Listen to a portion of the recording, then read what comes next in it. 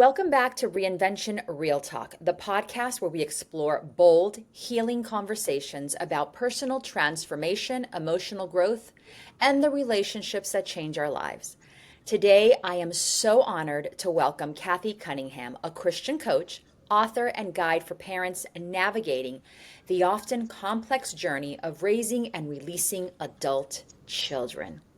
Her faith centered approach helps families break cycles of codependency and restore peace, independence, and love to both parents and children.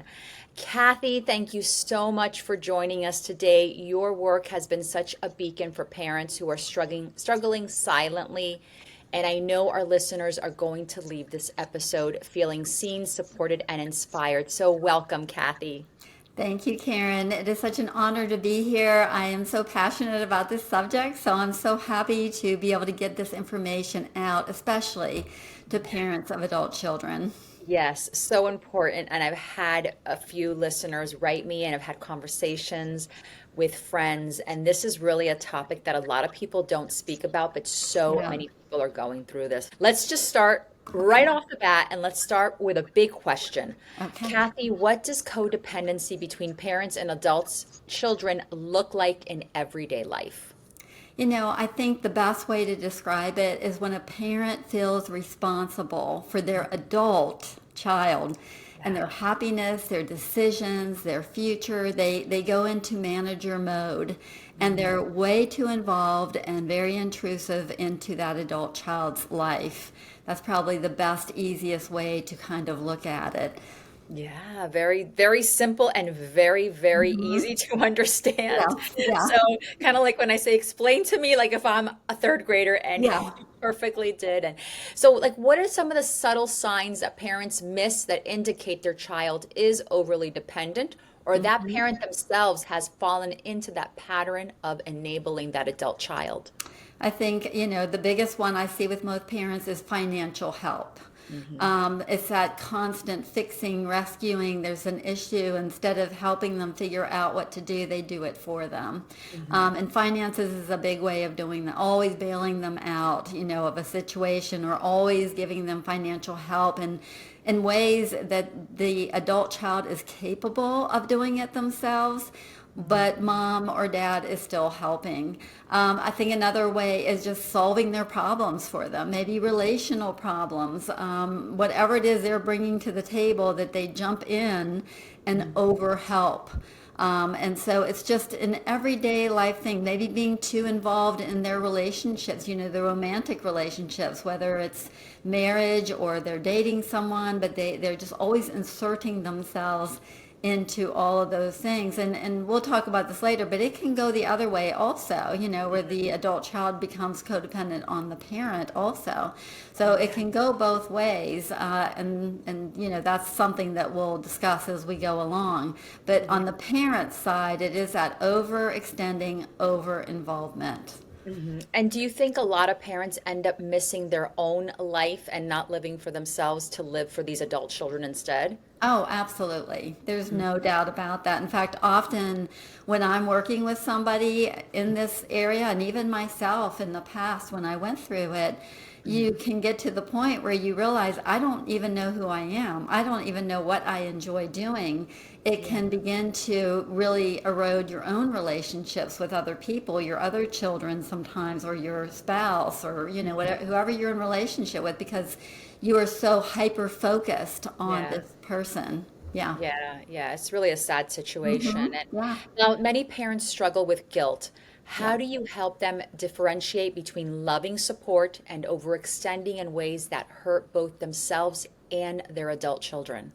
Yeah, I always remind parents that healthy helping, and there is a healthy helping, is Yes. when you are doing something for someone that is either enabling them to begin to do it themselves Okay. or something they absolutely cannot do on their own. Hmm. And if they can't, then again, the goal is always to get them to the point that they can. But sometimes, we all have those times. And especially, when we're talking about adult children, we're talking from launching, so around 18, 19, 20, well, they're still going to need some help, obviously. Yeah. They're moving into adulthood. But the Mhm. problem is when we're still doing those things when they're 30 and they're 40, and that Yeah. might sound funny, but it's very real, and it Mhm. very much happens in many, many families. So Mhm. it really is asking yourself this question: am I doing something that they are capable of doing themselves? And it really is such a hard subject. And Mhm. is it possible, like without identifying anyone personally, so the listeners can kind of see if they can relate to this, can you share a story of a family who realized codependency cycle and what were the first steps that guided them that they had to take towards healthy boundaries? Well, the easiest way for me to answer that question is go ahead and tell you the family name because it was me.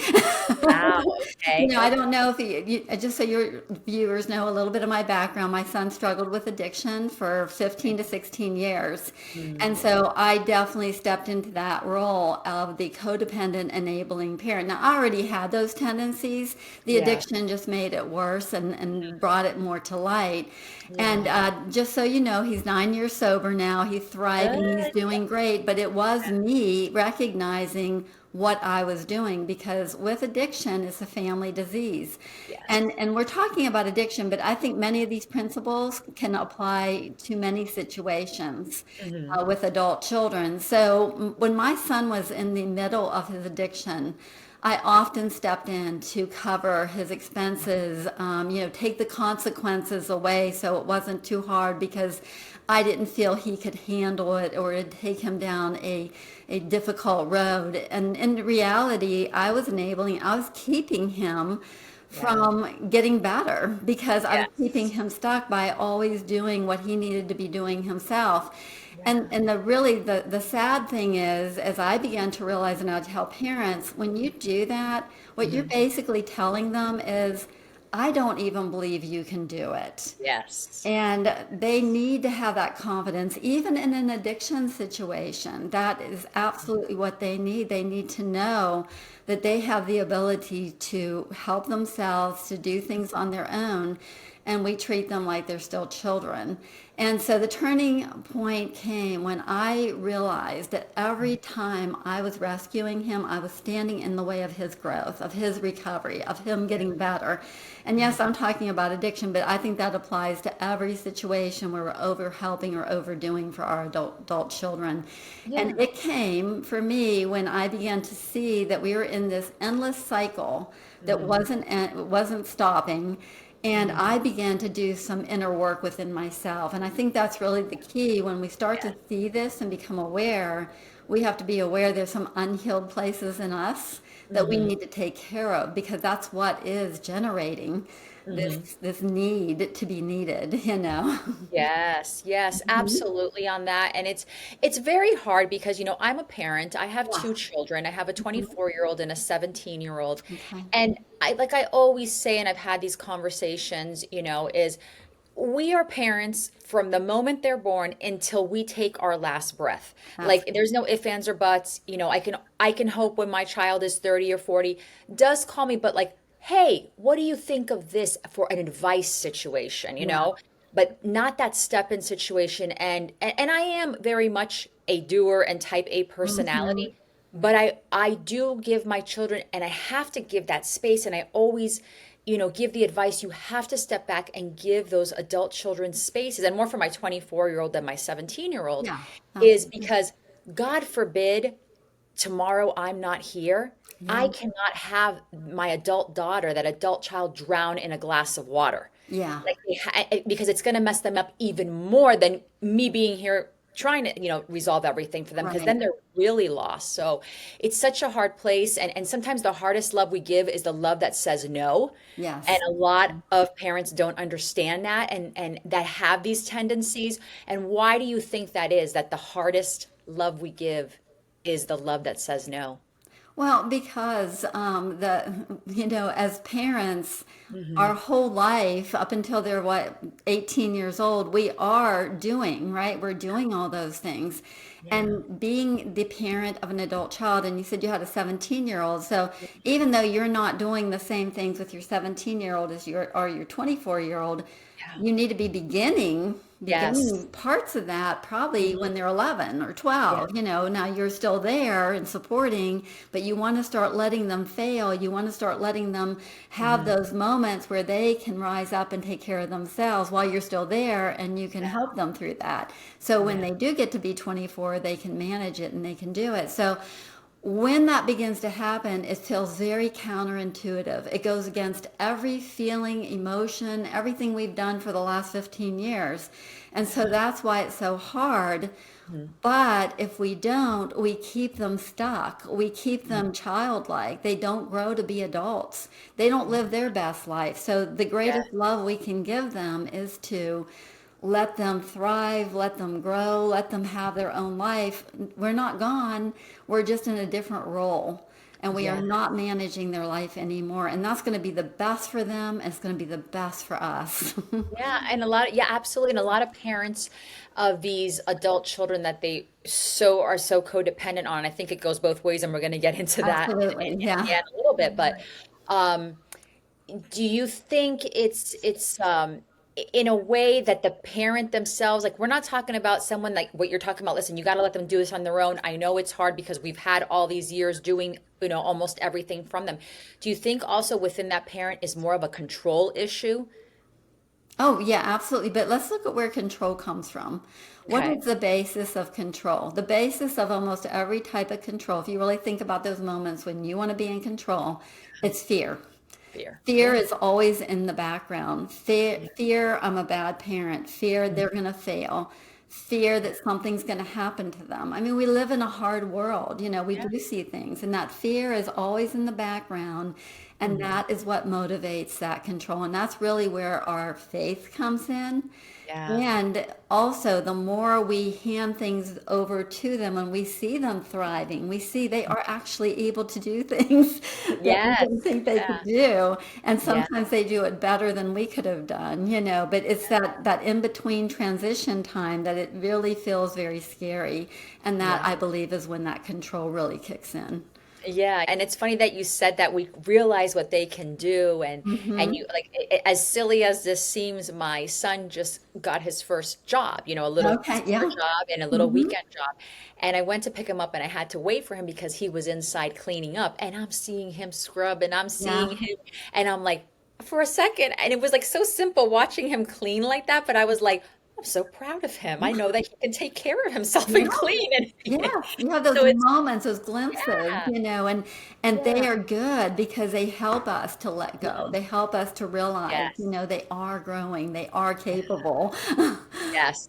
And now let's get into the codependency about affecting parents. Okay. Now, does the codependency affect parents mentally, spiritually, and even financially over time? And how does it affect them? Absolutely. It just wears people down. Mhm. It will wear people down, parents particularly emotionally, Mhm. spiritually, and even physically. So let's look at the emotional and mental toll. It can be anxiety, Mhm. depression, worry, the excessive worry that we can get into spiritually. Mhm. We are becoming God to our adult children. We are taking a place of something that we shouldn't be. Instead of trusting God, we're Yeah. taking what is His to do and doing Mhm. it ourselves. And that's not good for us, obviously. It's not good for our relationship with God. And it Mhm. affects our spiritual walk. And then physically, I mean, if you are feeling worried and stressed all the time, it is going to start to affect you physically.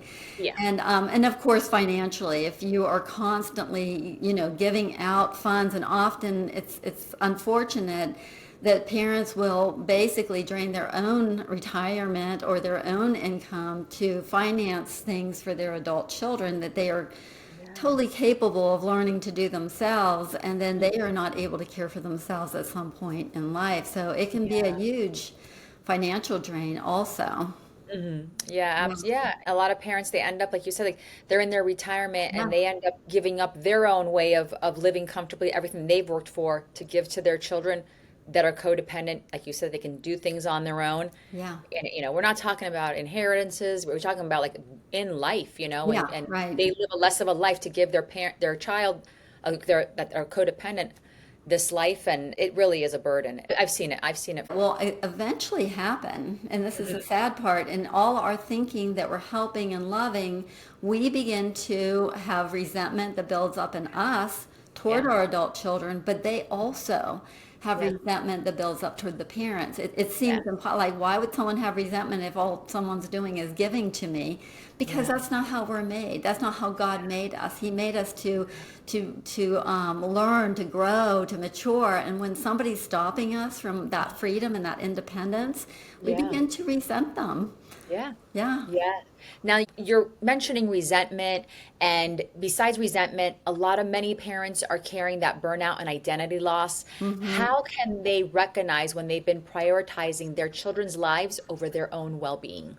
I think it kind of goes back to some of the things we've already talked about is you can step back for a moment, and that's a problem. Sometimes Mhm. we're so in that tunnel, we Yeah. can't see the light. But hopefully, maybe even just listening to a podcast like this is going to help. Yeah. That's all our life involves anymore. We've lost maybe our relationships, the Mhm. connection that we should have with our spouse or with our other children or Mhm. with friends. We don't even know what we enjoy doing anymore. We don't have things that are bringing us joy outside of that relationship with our adult child. So when we start to see that, like we just don't even have a life of our own anymore. We're Yeah. not, and I just don't think that people, when they're tied up in that, I Mhm. know I wasn't. You're really not living a life of joy and fulfillment, and Yeah. you're not happy, because we're made to have purpose. We're made to be our own unique person, and God has something different for each one of us. Yeah. So it will take you down a path, that's not going to bring joy or peace Mhm. into our lives. And I think that's what finally happens with people when I'm working with people. It's like they're suddenly realizing I don't even have a life anymore. I don't even know Yeah. who I am. I don't even know what I like. My other Yeah. relationships are suffering. So that's going Yeah. to be a good indicator. Right there for sure. Yeah, Yes, yes. And letting go is an act of love. It is not an abandonment. So yeah. can you unpack for our listeners who may be listening to this, but they're still feeling terrified, they're disappointed of hurting their adult children? In a word maybe of faith perspective, to guide those parents into setting some healthy boundaries without feeling that they're failing their child. Can you Yeah. unpack that for them maybe? Again, I think if we can truly understand that when we are over involved, when we're doing too much, when we're enabling, when we have that codependency attachment to our adult children, we are hindering them. There is a thing called delayed emotional growth. And Okay. that is when, if you've been over parented, it can happen with trauma, it can happen with addiction, but you stay stuck Yeah. at a younger emotional age than what you are physically. Yeah. And it hinders everything in your life. It hinders your relationships. It hinders your career. It hinders your ability to do the things that God's called you to do as a person. So Yeah. when you can really begin to see what that is doing to an Hmm. adult child, they're not living the life they were created to live. If you can Yeah. really get that moment, you'll suddenly like, wow, as a mom Hmm. or a dad, you love that child. You want the best for Yes. them. But again, it's not what feels like what we want to do. Again, it's counterintuitive. I tell Hmm. parents of adult children, most of the time, the thing you feel like doing is probably not what you should do. Yeah. It's almost the opposite. So we Hmm. are creating so much lack and hindrance in their lives Hmm. when we continue to enable, when we have that codependent Yeah. relationship with them. Yeah, and what we're talking about is able-bodied Mhm. adult children, Yes, So yeah, yes, this is what, yeah, yeah. yeah, that we're We'll make that talking about. clear. Yeah. But even like I said, even with somebody that's struggling with addiction, I had that situation. I facilitate a group called PAL, Parents of Addicted Loved Ones, Wow. palgroup.org. If you have that situation, which I know many people do, look that Yeah. organization up. And Okay. it's the same thing though. As hard as it is, Hmm. you can recover from addiction. My son's 9 years in recovery. Oh, In his fantastic. testimony, he says it was when my mom stopped helping is Yeah. when I got help. Because with addiction, the addict is always kind of holding on to that one little straw of somebody that's still helping. Yes. And when that stops, they have a huge capacity to get Yeah. some help. Yeah, And they and as a did. parent, you must have been like, wow, I would have done this years ago if I would have known this. Absolutely. Yeah. Yes. But again, it's everything's counterintuitive. It's opposite of what you think. It Yeah. felt like love to Yes. be Yeah. doing all those things. Yeah. Yes. Now, let's flip the situation because Yeah. often overlooked is the parent's attachment that can Yes. harm their adult children and themselves. So, Kathy, sometimes parents can be unintentionally codependent on their adult children. So, hmm how does this dynamic show up, and why is this so harmful to both sides? I think that looks a little bit different, and that usually is a parent that needs that constant affirmation from their adult child. Hmm. They need the time. They need they need everything to kind of still revolve around them. They're getting their self-worth Yeah. from their adult child. And Yeah. so and what happens is, because this often happens in childhood, that adult child grows up feeling responsible Yeah. for the parent, for their emotions, sometimes even financially. I mean, it can flip, the script can Mhm. flip sometimes. Yeah. Physically take care of them. And of course, there's a time for that later in life. I'm talking Yeah. about healthy people Yes. Yes. manage their own lives and should be responsible as adults for their own selves. And Yeah. so that's kind of what that looks like, where the adult child, and maybe even the child before they became an adult, almost feels like the adult in the Yeah. situation. Yeah. And Yeah. that's a So, hard one.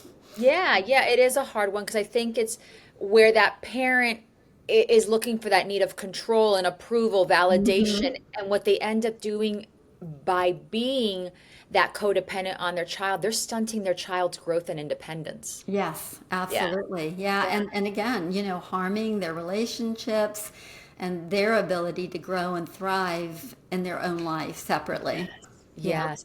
Now, how can parents that, let's say they're the ones codependent on that child, and usually in this it's both. It's a horrible codependency, Right. the parent Right. on the child and the parent.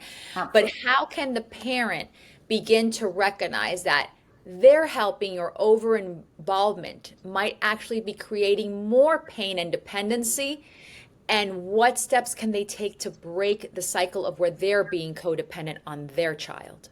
Well, the first thing, and this is the hard part, is awareness, because often they're not aware. Sometimes these are generational patterns that have Mhm. happened. Okay. And the hope that is somewhere along the line that someone comes to a place of awareness, because until you're aware, Hmm. you're not going to change. And Yeah. I see this in different scenarios. Sometimes the adult child has to pull away. Yeah. And I don't advocate for that for the Yeah. most part, but there's situations where that pulling away creates awareness, if that's the Hmm. situation. And Hmm. once there's awareness, then you have the ability to start to change. And really the first thing you have to do is work on yourself. Yeah. You have to work on, why am I needing this from my adult child? What am I lacking in me? Yeah. Again, it could be a generational pattern. I need to break a generational pattern. This is what my mom did to me. So important. It could be a belief system, a belief that I'm not good enough, or I need this to feel Yeah. good about me. We need to change our thoughts and our beliefs. And I don't feel that it's for most people, they can do it on their own. So Hmm. I think it's really helpful to get into a support group. Okay. If you can, get into counseling, have a coach, but you Hmm. need someone to walk alongside you. Codependency, in its probably, I don't want to say worst form, but a more severe form. Okay. It's just like an addiction. You Hmm. can't do it on your own usually. You need support. You need someone to walk alongside you. And the best people to do that always is going to be someone that's been there and conquered Yes. it, and they do have some great support groups for Mhm. codependency. They Yeah. have one called Coda. They also celebrate recovery, and the churches has one Okay. also that is great if you want more of that spiritual piece in it. So Yes. yeah, that would, And- and once you do that, then you're going to get the tools. Then you're going to mhm. get the tools you need. You got the support. You're going to learn, and then just take a step at a time. I always tell people, it's the small everyday shifts, the Mhm. small everyday steps that Yeah. get you to the bigger change. Mhm.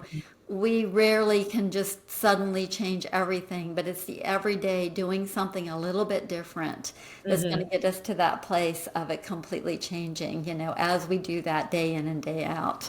Yes. A book that I have, recommended to many people is called Codependent No More. Yes, yeah, that is actually one of the ones I had on my list to recommend. That's a great one. Yes. Yeah, Great yeah. starting book. Another one is Boundaries by Henry Cloud. He Yeah. has a great one. He even has a subscription website out there that has a lot of information about codependency. I Mhm. think it's like $9. You can get it for a month and then cancel or something. But yeah, there's some great books out there. There's another one I just wanted to mention. Yeah. It's by Kobe Campbell, and Okay. the name of it is Why Am I Like This? And Mm. I don't have any affiliation with her, but it is like one of the best books for just healing and understanding why you do what you do. Yeah, and those are all great, and Yeah. I'm definitely going to put those in the show links for Okay. everyone. Good. And so we're gonna get that to everyone. But um, those are great places to start. So let's talk Mhm. about some mindset shifts, emotional Mhm. breakthroughs. But let's talk about this because this is hard. How do you handle the resistance or backlash from adult children when boundaries are introduced? You talked about one Mm. of those books that have boundaries, and people Yeah. have so much problems with that word boundaries Yes. and Yeah. following through. Yeah. That's why often I just call it over helping. Okay, that's a Because good one. the I like word, yeah, that. as soon as you say that word, everybody puts the walls up, Yeah, they go, oh Yeah. no, yeah, Another yeah. word that's good is over functioning. It's kind of Okay. all the same thing. Hmm. And it's just, again, that's why I believe you need support, even with Hmm. maybe setting, if that's not something you've done.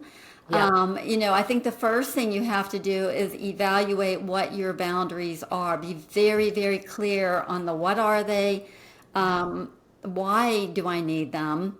Hmm. And the other thing is that if you've not done this, and let's just say there's some financial, complications, like you've been helping this adult child financially. Yeah. Well, you can't, it would not be probably fair, right, to suddenly say, okay, I'm cutting you off 100% and you need to figure this out. That would not be the way I would suggest you do it. You Yeah. start with baby steps. You have a conversation about, I've come to realize that Hmm. I'm not helping you, that I'm not treating you like an adult. And there might even be an apology there. And I'm sorry, I've treated you like a child, but Hmm. I'm going to begin doing that now. And Yeah. so we're going to figure out a plan to Hmm. get you from where you are now in this financial dependency to being financially able to take care of yourself. Hmm. And so, that's going to take some thought before you even have that meeting. So you're going to want to sit and think about and hopefully have someone process that with you. What is Yeah. the boundary? How Hmm. long is it going to be before we can accomplish our goal? Why do I need the boundary? Yeah. And then once you set that boundary, be ready because yes, they will probably not be happy because who Yeah. is happy when somebody takes something that's easy for them away, right? Yeah. Yeah. But I can pretty much guarantee you, with few exceptions, that as you carry this out and you do it in love, you don't Yes. do it with harshness, you don't do it as a punishment, you're doing it out of love. You listen, you hear. If they're angry, you don't get angry back. You got to have a lot of emotional, regulation around these things. But as time goes on and you hold firm and this begins to play out, Hmm. almost without exception, that adult child will appreciate it. They'll begin to respect you. And that's pretty much the case with any time we set boundaries with anyone. Hmm. And if they don't, then it's really out of your control. It still is what you need to do, especially when you've done all the things that I've talked about. You're doing Yeah. it with love. You're doing it with kindness, and you're Hmm. giving them time to get back on track. Yes. Yeah. Yeah. I mean, those are all great points. And it's hard. It is going to be hard. Like you said, it's not easy when someone just wants to take away Yeah. something that comes so easily to you. But Yeah. and then you said the word respect. That is huge because what I have seen is many of these adult children do not respect the mother or the Yeah. father.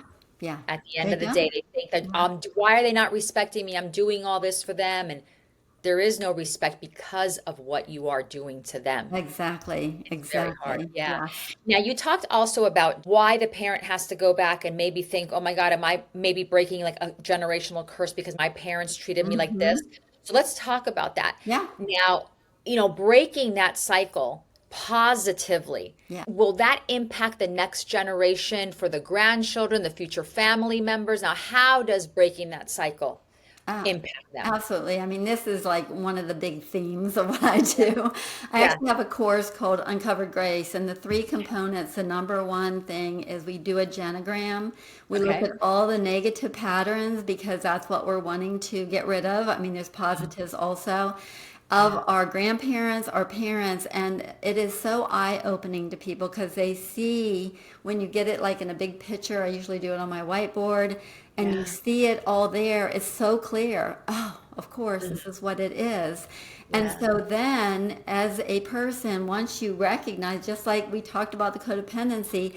then you can begin working on those areas. I mean, we go through a prayer first to Yep. break spiritually those behaviors, those patterns. And I Mhm. do believe when we pray, they are broken, but we have habits in place that we Yes. still need to break on our own. But with that awareness, we'll day by day make those different choices.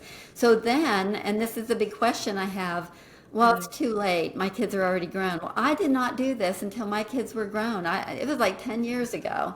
And Okay. I have watched, I have witnessed that I have changed those generational patterns. Mhm. Slowly but surely, it's extending down to them, and Mhm. they are changing it in their families. And that's how it works. I Yeah. call it somebody being the cycle breaker. Yeah. And it's hard.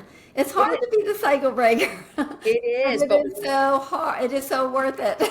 I was going to say, but what a beautiful gift that you are giving Absolutely. them.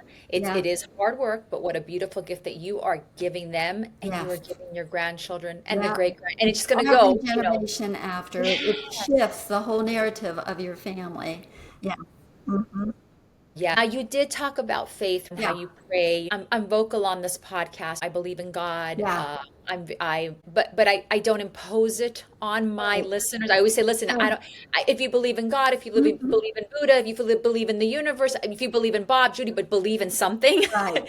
So Right. let's talk about a little bit spiritual here. Okay. So Sure. how does faith and prayer Right. and spiritual reflection play a role in these transformations? Because it is important. It is. It is. And I think that's one of the reasons why AA is so successful because they do guide everyone to a higher power, right? Yeah, My higher power is God, the God of the yeah, Bible.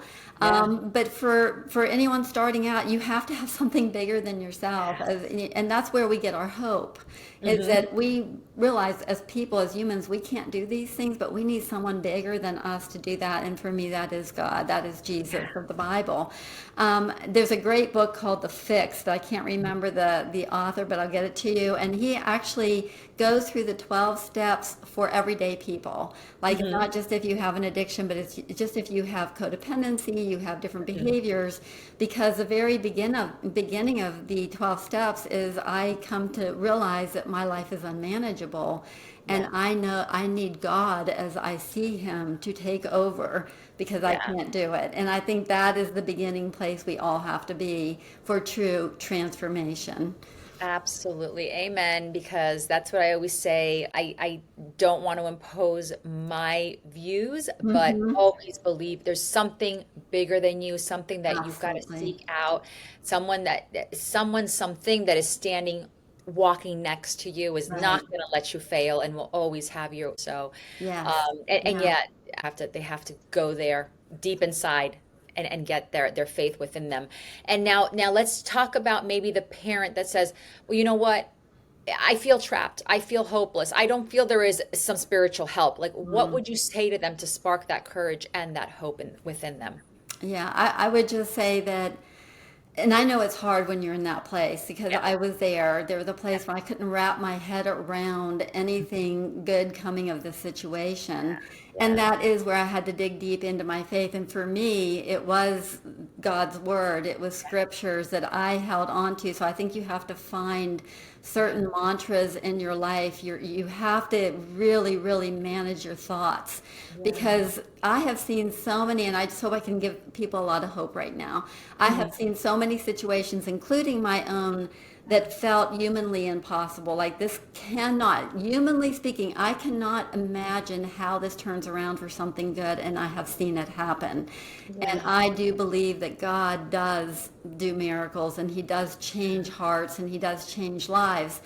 And the hard thing when we're in the middle of it, it's so hard to see, but we have to sometimes just cling on to somebody else's story, somebody else's hope, and Yes. just realize that. And as long as we're all still here, Hmm. there is always hope. There is always the possibility of change, and it can happen suddenly. I mean, things in my life got worse Hmm. before they got better, and that's often the case. It I feels was going to so say, desperate, and yeah, then suddenly, the sun something came through. shifts. So that would be my encouragement, to hold on to hope. But Yeah. we often cannot do that by ourselves. So to find a grouping of people, whether it's a support group, a friend, that have a like situation and have Yeah. been a little further along than you, and Hmm. find those people, because when people come to our group, they are so hopeless, but by the time they leave in that 1.5 hour meeting, they're like, I feel like we're going to be okay now.